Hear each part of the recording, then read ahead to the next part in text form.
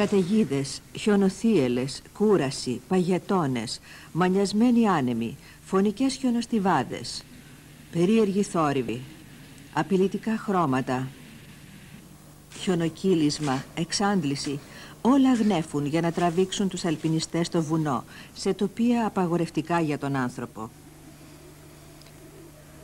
Όμως γιατί αναρριχώνται?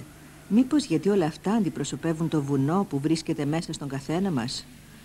Για να διατηρήσω την επαφή μου με το βουνό που βρίσκεται μέσα μου φαίνεται υπερβολή, λέει ο Ρέινολντ Μέσνερ, ένας από τους μεγαλύτερους αλπινιστές του κόσμου. Άρα δεν είναι αυτός ο λόγος. Ίσως επειδή το βουνό φυλάει τα τελευταία μυστικά της γης μας ανέπαφα στις πιο ψηλές κορφές του. Αυτό πρέπει να είναι. Κι όμως όχι. Το βουνό που θέλουν να κατακτήσουν οι λάτρεις του δεν υπάρχει. Απλώς ακολουθούν το όνειρό τους εκεί που πιστεύουν ότι πραγματοποιείται. Γιατί να στερηθούν αυτό το χαμόγελο της ψυχής? Τι πειρασμός να εμπιστεύεσαι την ελευθερία σου στην ομορφιά? Διαβεβαιώνει όλους εκείνους που επιθυμούν ακόμη να γαντζωθούν στο βουνό ότι η φιλία υπάρχει.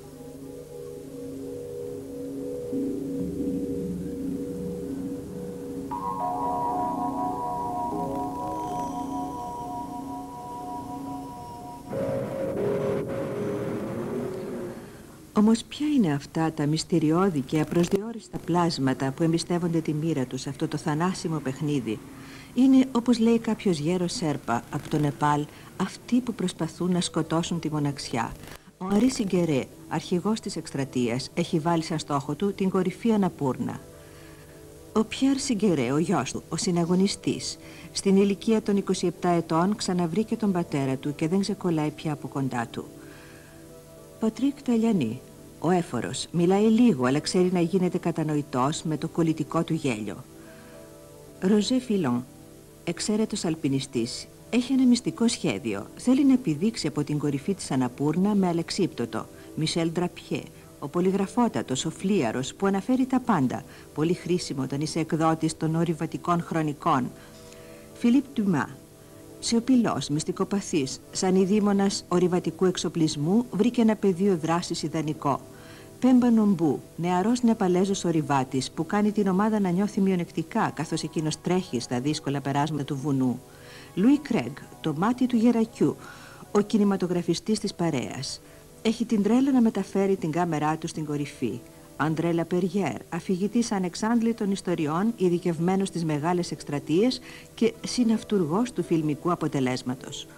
Ιδού η ομάδα, ανώμοιας προέλευσης, χαρακτήρες παράφοροι, προσωπικότητες κατασταλαγμένες, ιδιοσυγκρασίες συγκρουόμενες. Στο βουνό το καρφί είναι όργανο που οι ορειβάτες μπήγουν στις ρογμές των βράχων και χρησιμεύει για αγκυροβόλημα. Δυστυχώς χρησιμοποιείται και σε άλλες περιπτώσεις. Πόσα ονόματα δεν έχουν χαραχθεί πάνω σε βράχο με ένα τέτοιο εργαλείο που χρησιμεύει σαν σμήλι. Γκανές, Θεέ της τύχης, βοήθα κανείς να μην βρει στο σακίδιό του ένα χαμένο καρφί.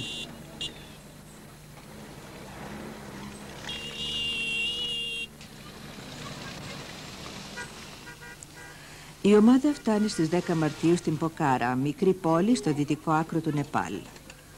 Οι 70 αχθοφόροι που την περίμεναν είχαν φτάσει από την προηγούμενη. Ορισμένοι είχαν κάνει 3 μέρες δρόμο με τα πόδια για να έρθουν από το χωριό τους. Εδώ τα πάντα μετριούνται με μέρες πεζοπορίας. Δρόμοι προς βορράν δεν υπάρχουν, μονάχα μονοπάτια. Η ομάδα θα υπολογίσει 10 μέρες για να φτάσει στους πρόποδες της Αναπούρνα.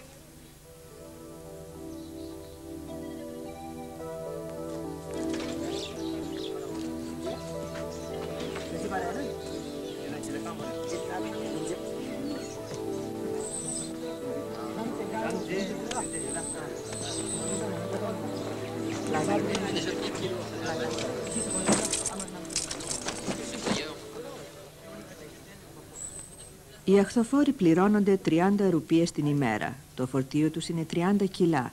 Ορισμένοι κουβαλούν διπλάσιο βάρος για διπλάσιο μεροκάματο.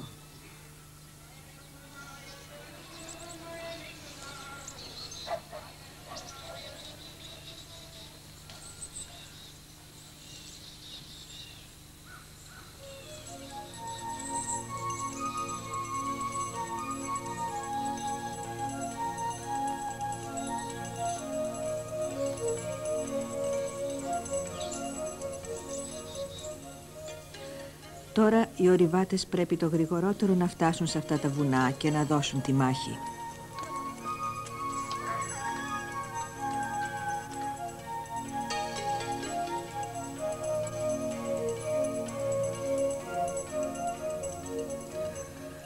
Από εδώ και μπρος αυτό το όραμα δεν θα τους εγκαταλείψει ποτέ.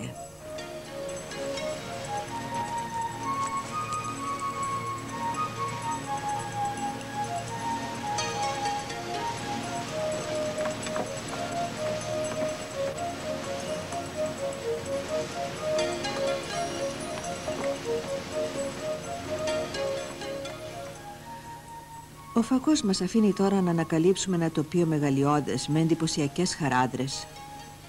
Αφού διέσχισε τον ποταμό Καλιγκαντάκι, το καραβάνι μπήκε σε μια κοιλάδα με βότσαλα που έγιναν λία από τα πατήματα των ανθρώπων ανά τους αιώνες και από την ορμητική ροή του ποταμού.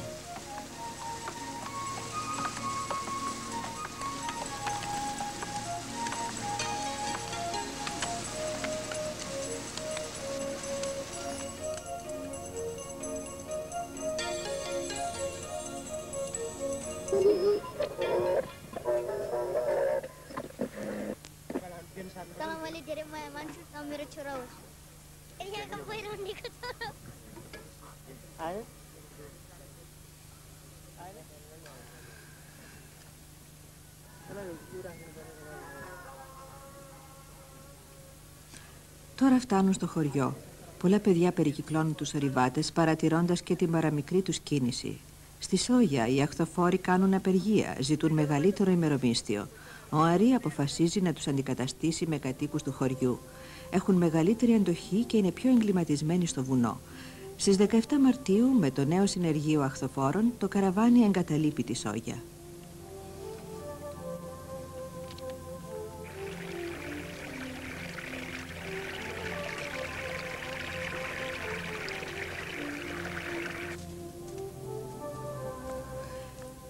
Ήδη το τοπίο έχει αλλάξει. Αφού διέσχισαν την πεδιάδα, οι αχθοφόροι ανηφορίζουν τώρα μια απότομη πλαγιά.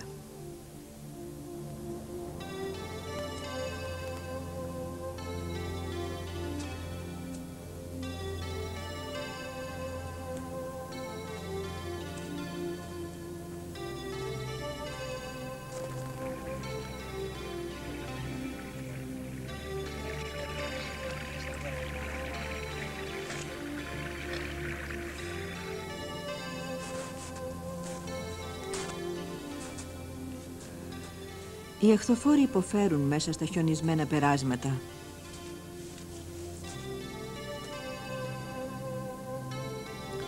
Σε 2 μέρες φτάνουν στο πέρασμα της 27ης Απριλίου, που ονομάστηκε έτσι από τον Μόρις Ερτζόγκ 34 χρόνια νωρίτερα.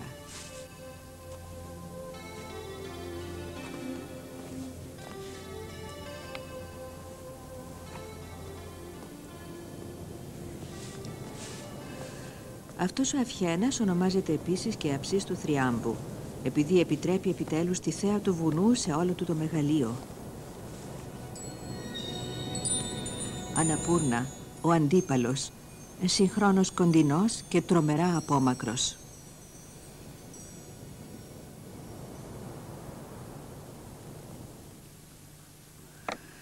Τα 3 κουδούνια δεν χτύπησαν ακόμη. Η αναμονή φέρνει αγωνία. Όπως ο ηθοποιός που νομίζει πως ξέχασε τα λόγια του πριν ακριβώς μπει στη σκηνή, έτσι και ο ορειβάτης επαναλαμβάνει το ρόλο του που νομίζει πως έχει ξεχάσει. Στερεώνει το πιολέ του μια δεύτερη φορά.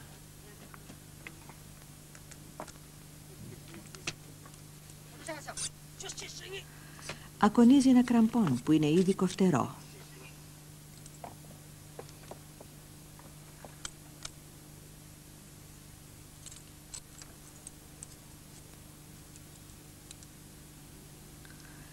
Όσο προχωράει η ώρα, τόσο η σιωπή γεμίζει με αγωνία.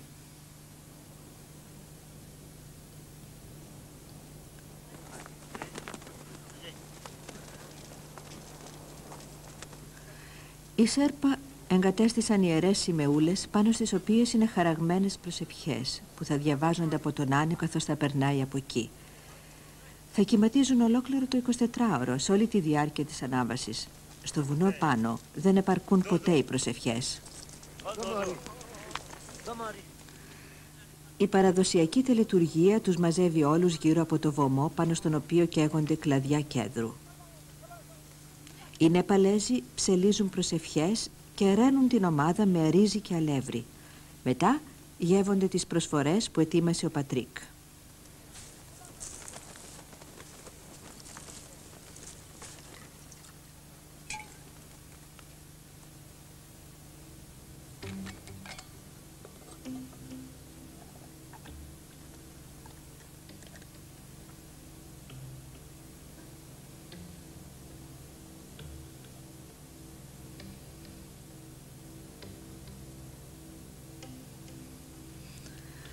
Όλοι έχουν έναν κόμπο στο λαιμό.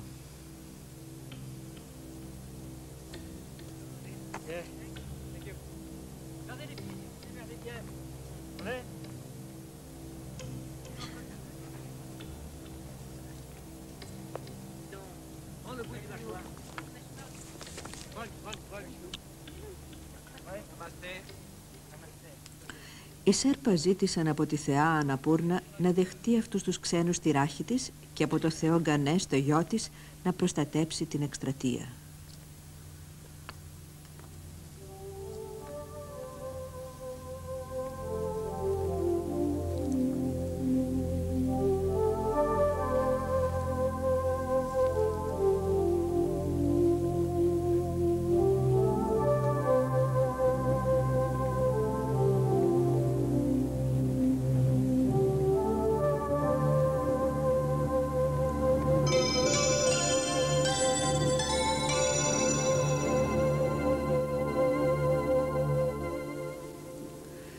Την αυγή τα 3 κουδούνια χτύπησαν. Η αυλαία σηκώθηκε. Οι ηθοποιοί βρίσκονται στις θέσεις τους.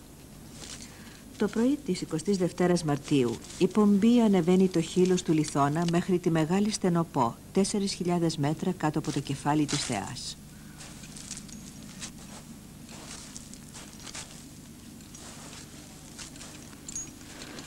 Ανοίγουν το δρόμο βήμα το βήμα. Προχωρούν αργά καθώς είναι φορτωμένοι σαν ζώα. Τα 20 κιλά που κουβαλούν τους λυγίζουν τα πόδια. Η γη τους τραβάει με δύναμη κοντά της.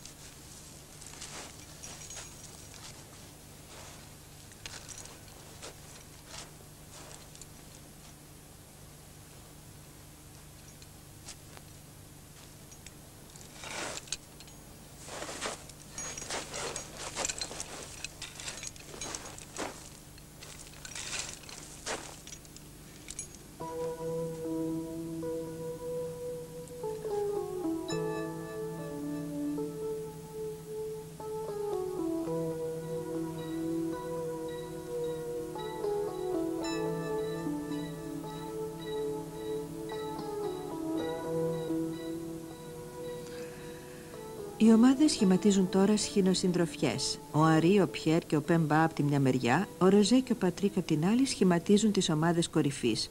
Ο Φιλίπ και ο Μισελ, ενώ οι Λουί και Αντρέ εξασφαλίζουν την υποστήριξη.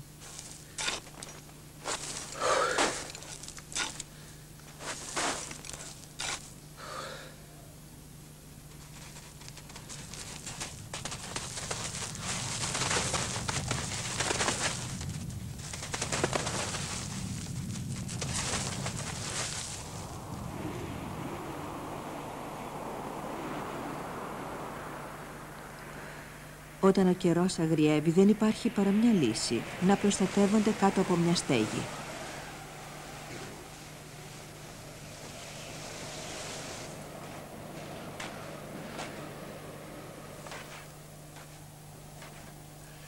Οι σκηνές παρέχουν πενιχρή προστασία. Το πρώτο πλατό στα 5.000 μέτρα γρήγορα αχρηστεύεται.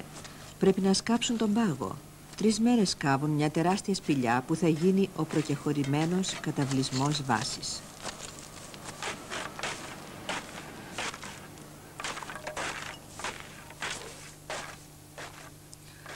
Ενώ ορισμένοι σκάβουν, άλλοι αρχίζουν να μεταφέρουν τα πράγματα από τον καταβλισμό βάσης στον καταβλισμό 1. Ο Μισελ Ντραπιέ αφηγείται. Ο Φιλίπ και εγώ τρέχαμε όσο μπορούσαμε όταν κατεβαίναμε για να αποφύγουμε κατά το δυνατόν τους κινδύνους από τη χαράδρα των χιονοστιβάδων. Σε κάθε πέρασμα από εκεί είχα την εντύπωση ότι γυρνούσα την πλάτη σε ένα εκτελεστικό απόσπασμα και περίμενα με αγωνία το τράβηγμα της σκανδάλης, που σε αυτή την περίπτωση θα ήταν ένα παράξενο τρίξιμο.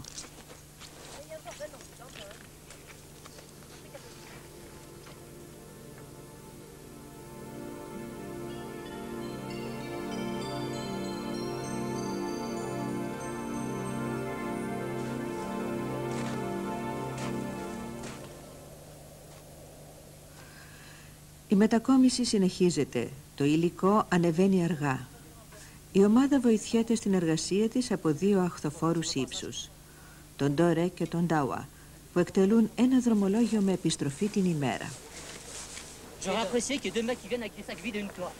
C'est peu de choses. 200 mètres. Et de, on a dit à Patrick, ne descends pas tout seul. Hein, il va envoyer chier. Et de deux, on a dit monte avec les Sherpas. Et surtout, ne monte pas Les Sherpas sont partis à 6h30. Moi, j'ai mal dormi, j'étais crevé. Il fallait que tu sois le patron, il serait parti à 8h avec toi. Non, non, Roger, là, t'as pas de bien. Ο καταβλισμός 1 μπαίνει τώρα στη ρουτίνα. Μόλις τελείωσε η μετακόμιση, η προετοιμασία του φαγητού καταλαμβάνει μεγάλο μέρος του χρόνου.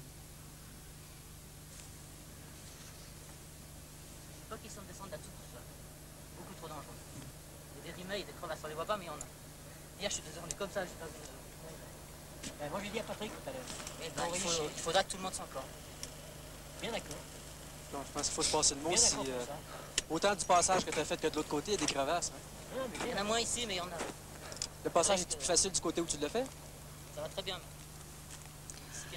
Οι αναχωρήσεις από τον καταβλισμό βάσης πρέπει να γίνονται πολύ νωρίς, κατά τις 5 η ώρα το πρωί, και οι αλπινιστές θέλουν 6 με 8 ώρες για να φτάσουν στον καταβλισμό 1. Αυτά τα δρομολόγια εξυπηρετούν το μεταβολισμό των ορειβατών, που προσαρμόζεται σιγά σιγά στην έλλειψη οξυγόνου. Το βουνό τους κάνει δικούς του λίγο-λίγο.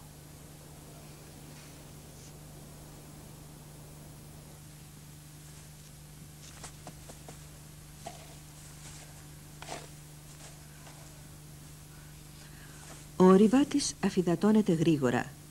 Στο μεγάλο ύψος ο αέρας είναι πολύ ξηρός και περιέχει ελάχιστη ποσότητα υγρασίας. Ο καθένας τους πρέπει να καταναλώνει τουλάχιστον 4 λίτρα νερού την ημέρα. Ένα καθήκον ζωτικό.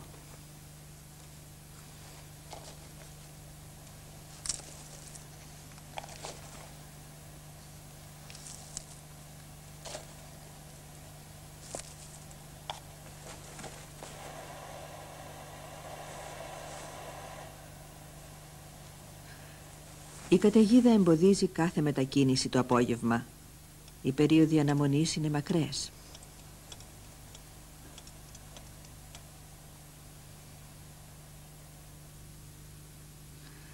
Οι αναμνήσεις κατακλείζουν την εσωτερική σιγή του καθενός. Το βουνό επιτρέπει αυτά τα παράξενα ταξίδια μέσα στο χρόνο, όπου ονειρεύεται κανείς με τα μάτια ανοιχτά τη ζωή του να ξετυλίγεται μπροστά του. Η σπηλιά προσφέρει μια άνεση που εκτιμάται από όλους. Νιώθουν ασφαλείς μέσα στην κοιλιά του βουνού.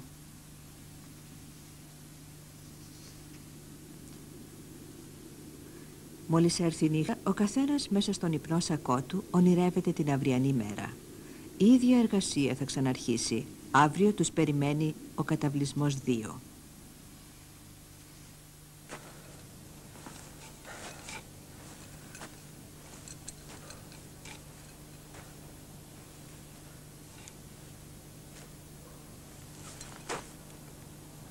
Κατά τη διάρκεια της μετακόμισης από τον καταβλισμό βάση στον καταβλισμό 1, η ομάδα των επικεφαλής έκανε αναγνωριστικές περιοδίες για να βρει ένα πέρασμα και μια θέση για τον καταβλισμό 2. Εγκατέστησαν σταθερά σκοινιά.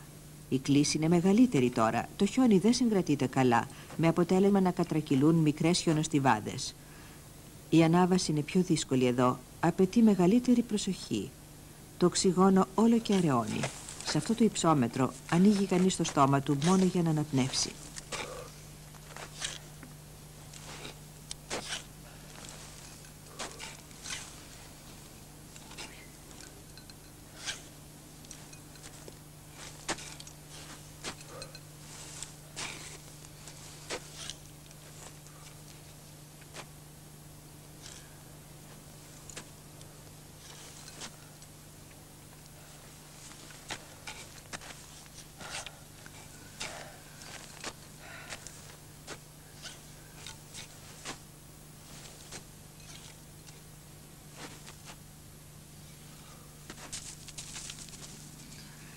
Σε αυτό το παράδοξο περιβάλλον, όπου τα πάντα δίνουν την αίσθηση του κάθετου, η ισορροπία αποκτά μια ιδιαίτερη αξία.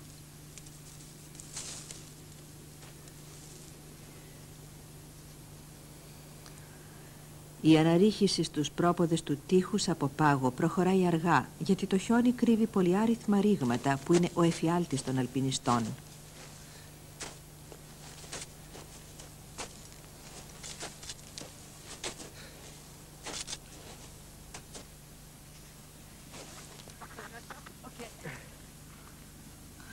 Όλα προχωρούν καλά. Η ομάδα πέρασε την επικίνδυνη ζώνη και μπορεί επιτέλους να σταματήσει και να κατασκηνώσει στον καταβλισμό 2, προφυλαγμένη από τις χιονοστιβάδες.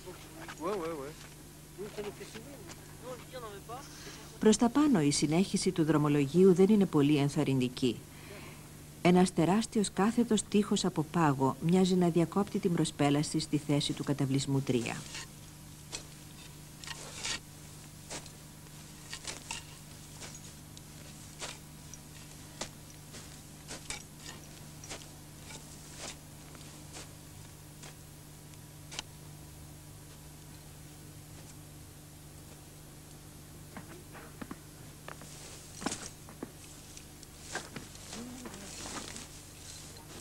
De l'autre côté? Le petit là. Là, il y avait des Japonais. Là. Juste un peu sur la pointe. Là, le petit truc là. La petite. Avancez là. Ouais.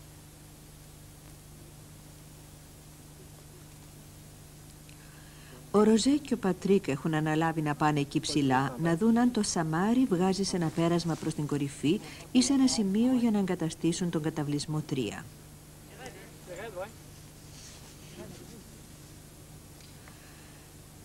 Η ομάδα ακολουθεί από κοντά.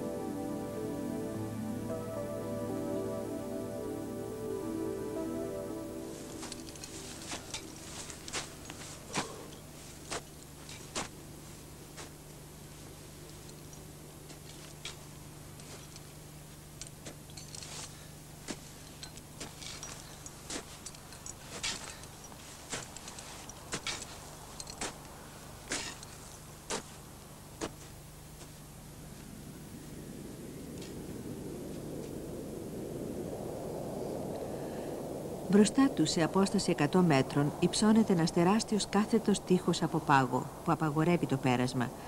Δεν υπάρχει καμιά πιθανότητα να προχωρήσουν ούτε από αριστερά ούτε από δεξιά.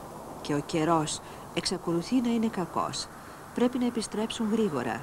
Καταιγίδα δείχνει να πολιορκεί το βουνό.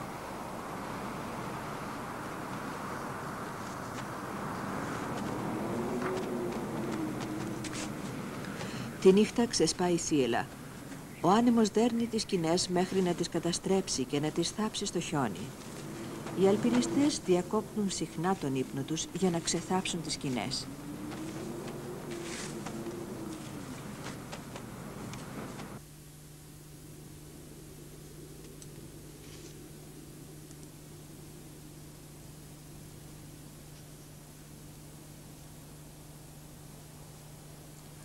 Στον καταβλισμό 1 έχει έρθει καταστροφή. Ο άνεμος έχει σπρώξει 10 τόνους χιόνι μέσα στη σπηλιά. Τα πάντα είναι καλυμμένα από το χιόνι. Θα χρειαστεί να φτιαρίζουν επί μια μισή μέρα για να ανοίξουν τη σπηλιά. Αυτό επηρεάζει σημαντικά και το ηθικό και τις ενέργειες της ομάδας υποστήριξης. Το καταφύγιο ακριβώς που τους φαινόταν ασφαλές αποδεικνύεται έρμεο των αποχαλινωμένων δυνάμεων της φύσης.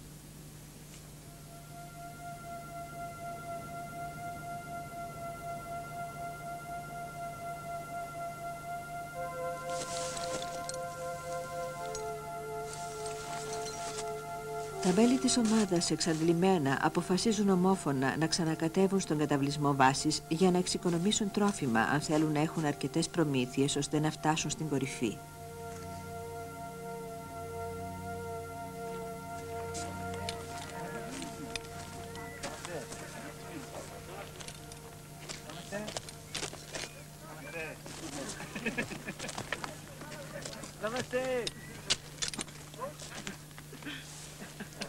Η ομάδα είναι ευτυχισμένη που ξαναβρίσκει τους Σέρπα, αυτούς τους ανθρώπους του βουνού που συμμετέχουν σε αυτή την περιπέτεια με κίνδυνο της ζωής τους. Οι Σέρπα περιποιούνται υπερβολικά τους ορειβάτες. Μετά από τόσες εβδομάδες πάνω στο βουνό, ο καταβλισμός βάσης τους φαίνεται σαν ξενοδοχείο πολυτελείας.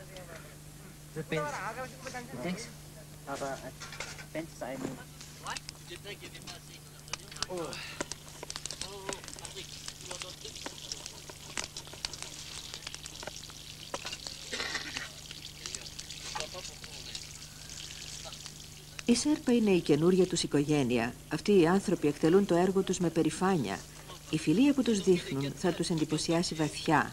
Με τη γλώσσα των νοημάτων και κάποια λιγοστά αγγλικά, αυτά τα πλάσματα που τους περίμεναν με αγωνία εκφράζουν για την ομάδα την ίδια αγάπη που νιώθουν για την οικογένειά τους.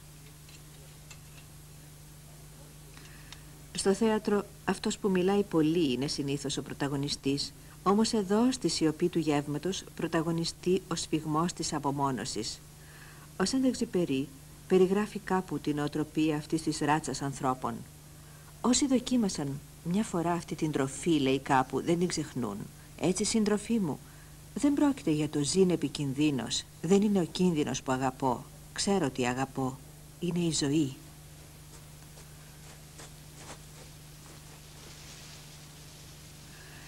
Και ένα λουτρό αναζωογόνηση στα παγωμένα νερά, που δεν τους κάνει όμως να ξεχάσουν ούτε στιγμή το βουνό. Η κατάκτηση της κορυφής είναι το μόνιμο όραμα.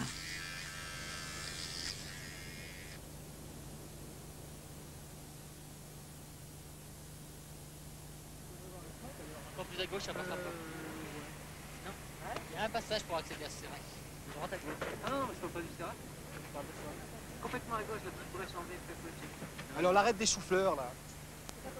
C'est laquelle? C'est l'arrêt de nord-ouest, celle-là. Celle-là, ouais. Pour moi, les choux-fleurs, ouais. Ça, les choux-fleurs, ouais, c'est beau. Elle n'est pas dure. Elle est belle, cette arête. C'est belle, oui. Η κακοκαιρία υποχωρεί. Η ομάδα επιστρέφει στο βουνό αποφασισμένη να μην ξανακατέβει παρά μόνο αφού έχει κερδίσει την νίκη.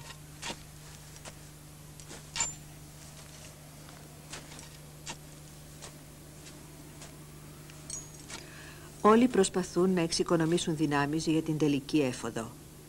Όταν κινηματογραφούσε το Φιλίπ πάνω στο χιόνι, ο Λουί διηγόταν στο Ροζέ το όραμα που έβλεπε πίσω από την κάμερα.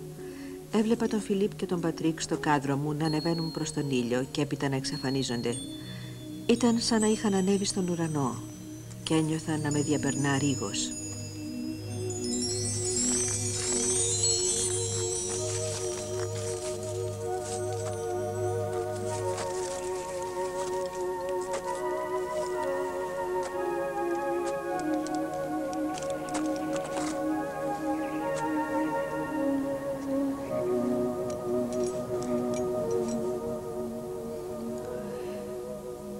Το ρόδινο βουνό περιμένει αδιάφορο, μοιάζει να τους αγνοεί.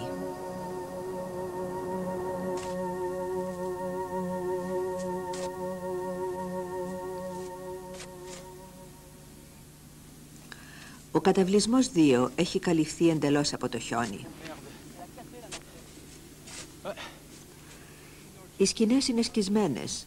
Ο σκελετός από αλουμίνιο έχει στραβώσει, σπάσει. Ο καθένας κατηγορεί τον εαυτό του που δεν μάζεψε τις σκηνές. Και τώρα όλα πρέπει να φτιαχτούν από την αρχή.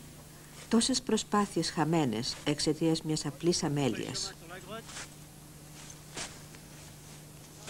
Ouais, ben on va s'installer, je pense que la grotte est prioritaire pour la bouffe. Voilà. Puis on range notre affaire dedans, puis après on dégage. Après ça, on donne un coup, on dégage ensemble. Το βουνό έχει ένα δικό του τρόπο να τιμωρεί.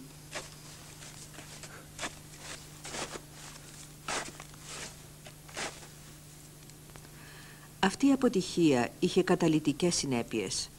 Αποθήσεις συσσωρευμένες από καιρό βγαίνουν τώρα στην επιφάνεια.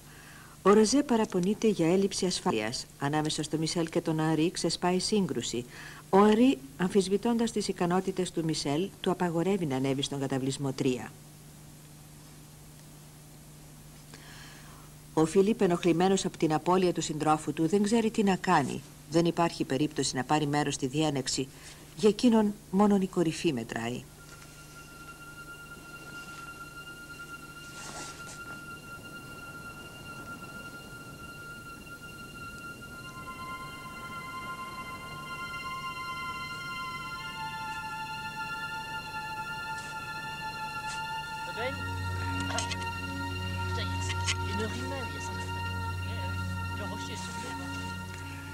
Το πολεμικό συμβούλιο που συγκροτείται αποφασίζει για την πορεία που θα ακολουθηθεί τις επόμενες μέρες.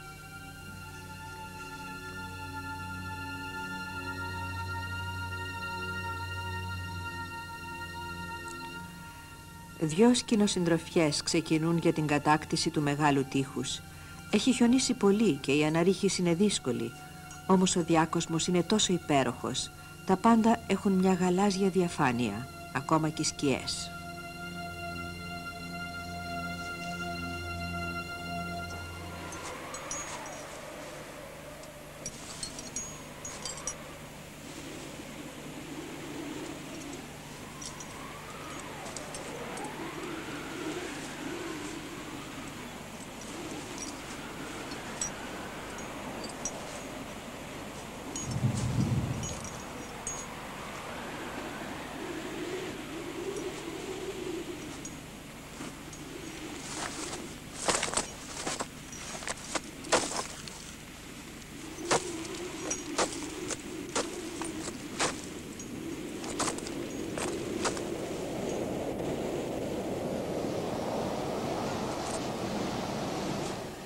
Η άνεμη είναι τόσο ισχυρή που οι αλπινιστές οφείλουν να κολλούν το σώμα τους πάνω στο βουνό.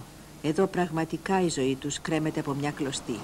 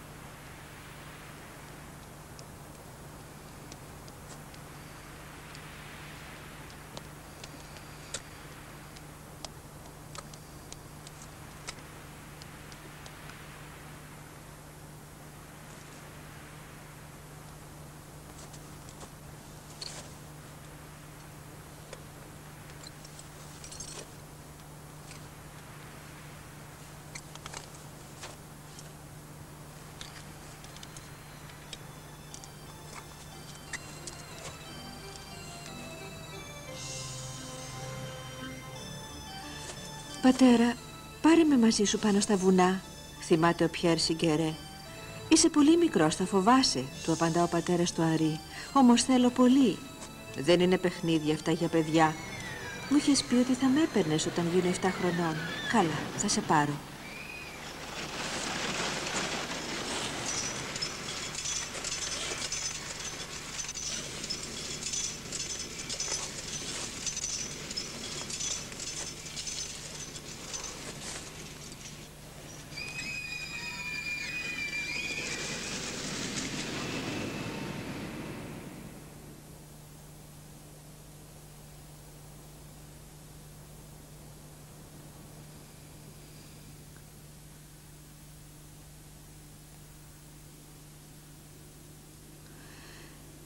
Μετά από 6 ημερών προσπάθειες, καταλήγουν και πάλι στο Σαμάρι. Έχουν ακόμα 1.700 μέτρα για να φτάσουν στην κορυφή.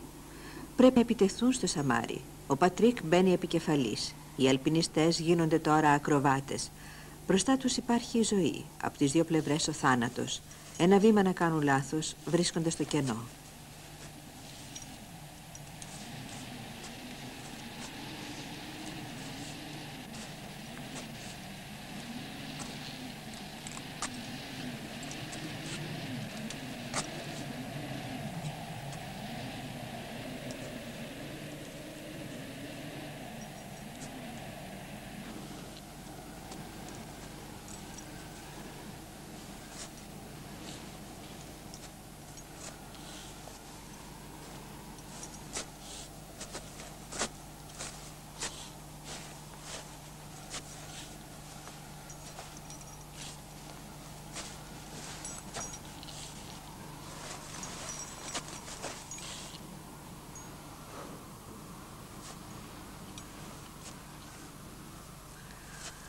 Σε λιγότερη από μια ώρα περνούν το Σαμάρι. Όλα πάνε καλά. Στη συνέχεια θα πρέπει να παρακάμψουν ένα τεράστιο όγκο πάγου για να φτάσουν τελικά στο μελλοντικό καταβλισμό 3. Η επιλογή της θέσης δεν είναι ιδανική. Χρειάστηκε να κατασκευάσουν ένα πλατό σε μια απότομη πλαγιά ακριβώς δίπλα σε έναν απειλητικό παγετώνα. Το πλατό χωρούσε μόλις 2 σκηνές.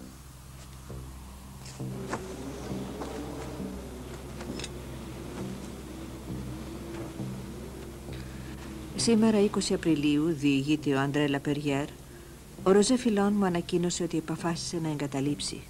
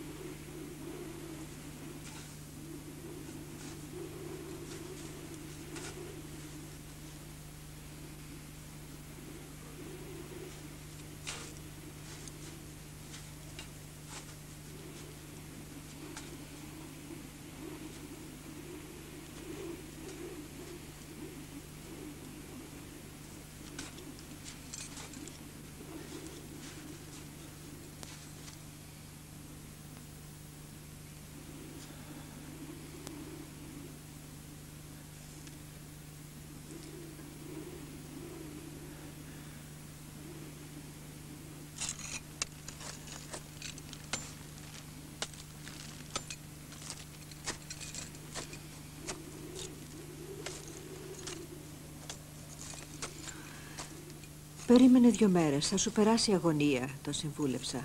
Πήρα την απόφασή μου, απάντησε εκείνος. Είσαι ο καλύτερος αλπινιστής μας. Γνωρίζεις το βουνό. Τη χαράδρα των χιονοστιβάδων δεν θα την περάσω ποτέ. Δεν θα φτάσω στον καταβλισμό 4.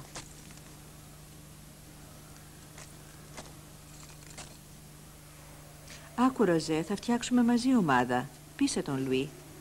Θα παρατήσω την κάμερα αν χρειαστεί, δηλώνει ο Λουί Κρέγκ. Βλέπεις, παρατάει την κάμερα για να φτάσει στην κορυφή. Μείνε κι εσύ.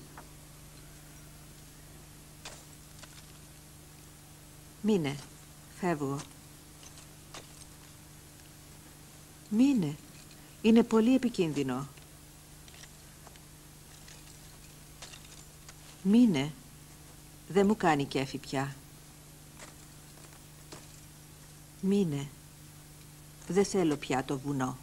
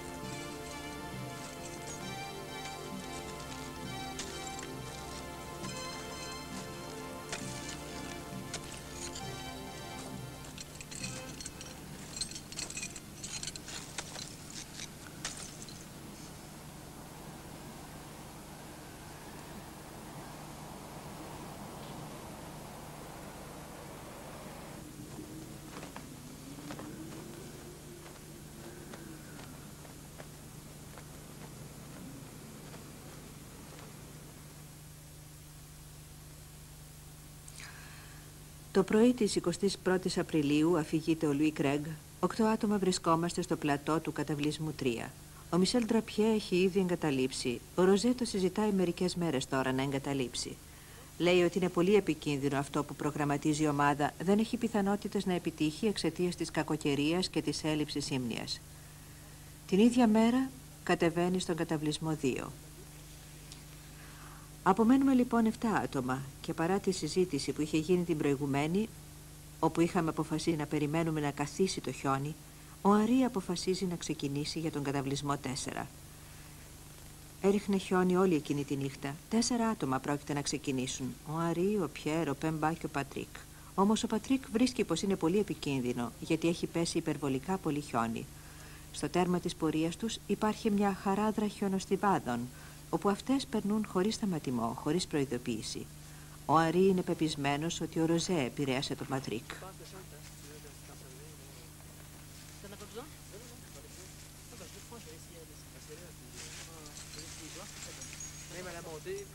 Surtout à la descente, parce que nous, quand on descend, on va mettre le fendeur, on passe simplement le mousqueton, on ne fait pas de coussy parce que c'est trop long, on n'a pas le temps de faire des coussy, on ne pas des autoblocs. Non, mais ça, j'aurai un autobloquant. Ouais, parfait. Et ça remplacera largement très bien le mousqueton. Ouais. Le mousqueton d'assurage. Ouais. Puis, ça va aller? Je me gèle les doigts.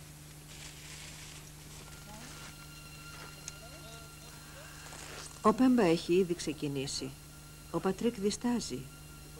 Και ο Αρή εκνευρισμένος του τραβά το σκοινί από τα χέρια. Τότε ακριβώς ο Πατρίκ παίρνει την πιο σημαντική απόφαση της ζωής του, να εγκαταλείψει.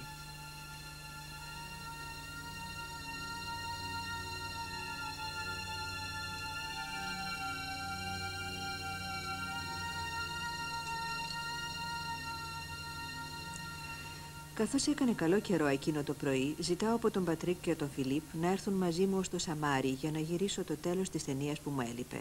Ο Ανδρέα αποφασίζει να μείνει κάτω για να σκάψει τη σπηλιά.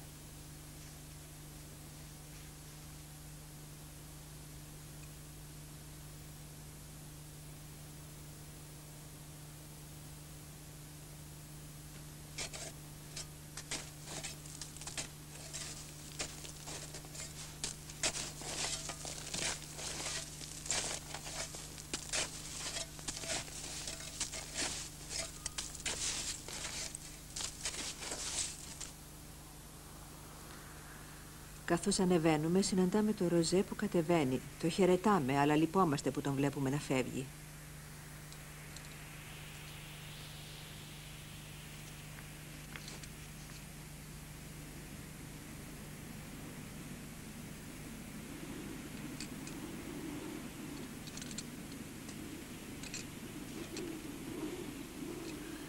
Τα σύννεφα αρχίζουν να πλησιάζουν. Μόλις προλαβαίνουμε να φτάσουμε. Ο Αντρέ μας περίμενε, είχε ήδη ετοιμάσει τη σούπα. Μπαίνουμε στη σπηλιά, τρώμε και συζητάμε. Προσπαθούμε να τους πείσουμε να μείνουν μαζί μας στη σπηλιά. Τα τριξίματα του πάγου όμως είναι τόσο φοβερά που τα παιδιά προτιμούν να επιστρέψουν στη σκηνή τους έξω. Κάποια στιγμή ο Φίλιπ βγαίνει από τη σκηνή και μου ζητά να του δώσω το φτιάρι για να καθαρίσει το χιόνι. Εγώ δεν προλαβαίνω να του απαντήσω όταν περνά μια τεράστια χιονοστιβάδα. Η είσοδος της σπηλιάς φράζει τελείως. Είναι εντελώς σκοτεινά. Μόλις προλαβαίνω να πεταχτώ έξω με τα χέρια ψηλά. Μόλις το βλέπει αυτό ο Αντρέ, ρίχνεται πίσω μου και δεν ξέρω πώς, αλλά καταφέρνουμε να βγούμε από εκεί, ενώ το πλητό έχει γεμίσει με χιόνι. «Πατρίκ, Φιλίπ», φωνάζουμε.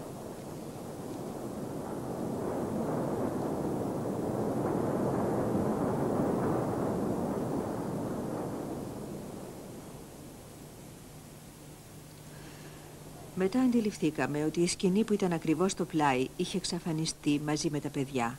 Ο Αντρέ με κρατάει και αρχίζω να σκάβω το πλατό πανικόβλητος, γιατί αν τα παιδιά βρίσκονταν θαμμένα από κάτω θα πέθαναν από ασφυξία. Όμως στα 7.000 μέτρα δεν υπάρχει πολύ οξυγόνο, που σημαίνει ότι η παραμικρή κίνηση σε εξαντλεί. Μετά από 15 λεπτά τα χέρια σου τρέμουν, το λαρύγγι σου στεγνώνει, είσαι εξαντλημένος εντελώς, πρέπει να αναλάβει άλλος. Και το κάναμε αυτό επί 4 ώρες.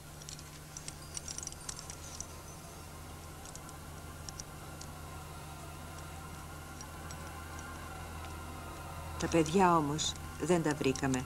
Είχαμε δει καλά τα ίχνη της χιονοστιβάδας που κατέβαινε 1000 μέτρα πιο κάτω προς τον Παγετώνα, αλλά δεν τολμούσαμε να το πιστέψουμε. Έπεφτε η νύχτα και δεν τους είχαμε βρει. Δεν έπρεπε να μείνουμε άλλο εδώ. Μαζεύουμε το φιλμ, την κάμερα, έναν υπνόστακο και αποφασίζουμε να κατέβουμε στον καταβλισμό 2. Ξανανεβαίνουμε το Σαμάρι έπειτα τον τοίχο από πάγου. Αποφασίζουμε δηλαδή να τα παίξουμε όλα για όλα. Και μεταξύ του να πεθάνουμε από ασφυξία μέσα στη σπηλιά ή να σπάσουμε κανέναν αυχένα κατεβαίνοντας, διαλέγουμε το δεύτερο.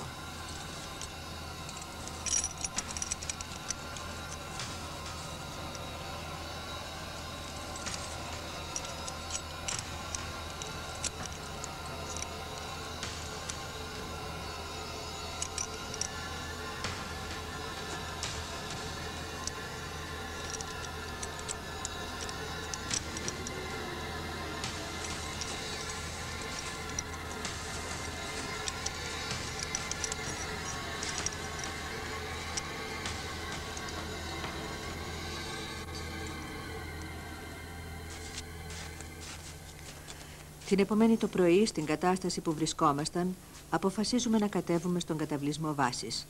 Φτάσαμε εντελώς αποκαμωμένοι.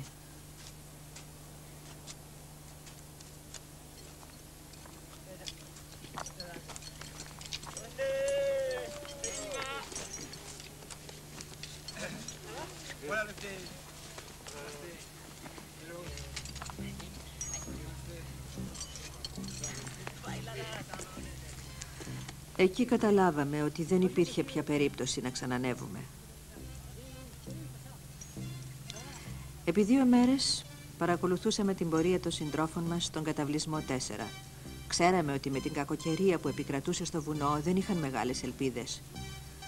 Αποφασίζουν να ξανακατέβουν στον καταβλισμό 3 και δεν βρίσκουν κανένα ίχνος. φτάνουν 2 μέρες αργότερα στον καταβλισμό βάσης. Και εκεί τους ανακοινώνουμε ότι ο Πατρίκ και ο Φιλίπ έχουν πεθάνει.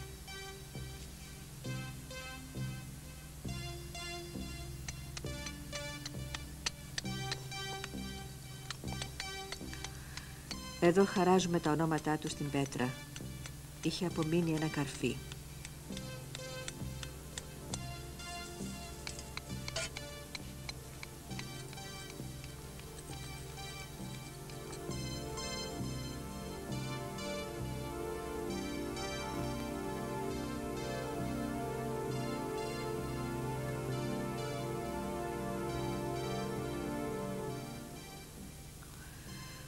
Ο ουρανός ήταν σκεπασμένος, χιόνιζε. Από το εσωτερικό της σπηλιάς δεν άκουσα τίποτα. Έπειτα ήρθε η σιωπή και έπειτα τίποτα. Η χιονοστιβάδα άφησε πίσω της ένα κενό, ένα μεγάλο κενό.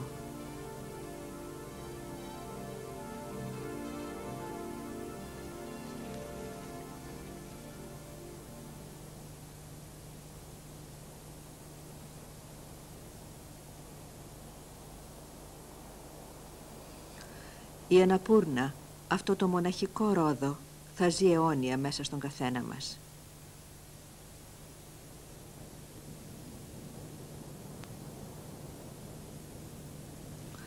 Ο Μωρίς Ερτζόγκ, αρχηγός της ορειβατικής αποστολής που κατέκτησε την Αναπούρνα το 1950, γράφει κάπου: «Μια απάντηση κρύβεται εκεί μέσα σε αυτά τα βουνά, όπου οι εξερευνητές και οι κατακτητές ερμηνεύουν με το δικό τους τρόπο ένα σκοπό, αυτόν του ίδιου του ανθρώπου.